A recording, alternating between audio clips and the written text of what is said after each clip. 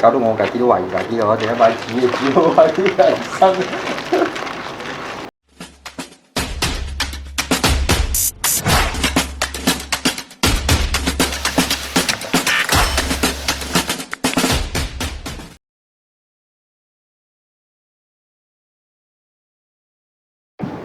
Hello， 欢迎回到我的频道。今天我要教大家做的是不是咖央抹酱？咖央抹酱在东南亚算是一道比较普遍的抹酱。它会出现在哪里呢？就我们早餐的那个茶餐室、汤干地，他们都会必点的一道料理，叫做咖央面包。咖央面包是海南面包嘛，它里面配搭一个牛油，还有咖央，还有一杯咖啡。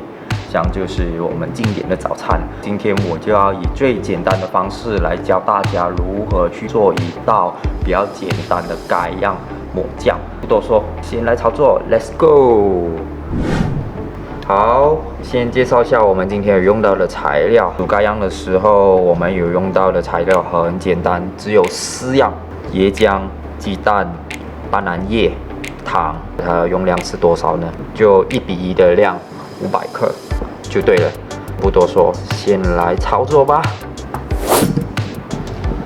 好的，回到我的工作台上。首先，我们有用到的是椰浆，这个椰浆是现成的，这个椰浆是半公斤，就500沫。然后鸡蛋我们有用到9颗。好，先打下去，然后搅拌均匀。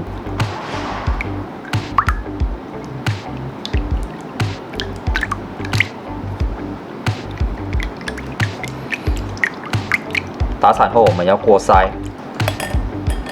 过筛的部分是给它滑了。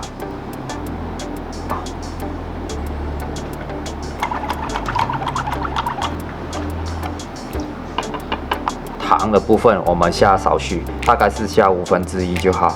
其余的糖我们待会拿去煮那个糖胶，然后搅拌均匀，这样子就好了。开始煮咯。OK， 我们先给那个糖融化先。先把糖倒下去融化，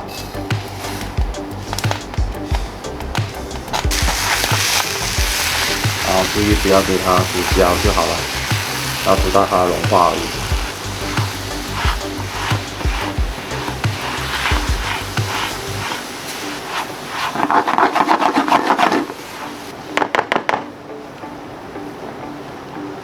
煮到它的颗粒完全消掉。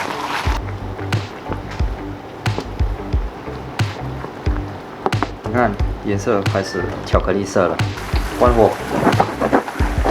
先把刚刚调和好的椰浆加蛋，然后倒下去，然后翻中小火，斑斓叶下去，然后刚刚的糖浆慢慢下一点一点的。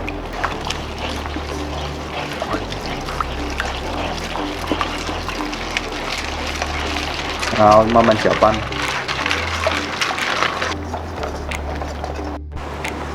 好，你看，它就是煮到这样的状况，就开始慢慢的糊状。好，这样子我们慢慢煮，15分钟后再见。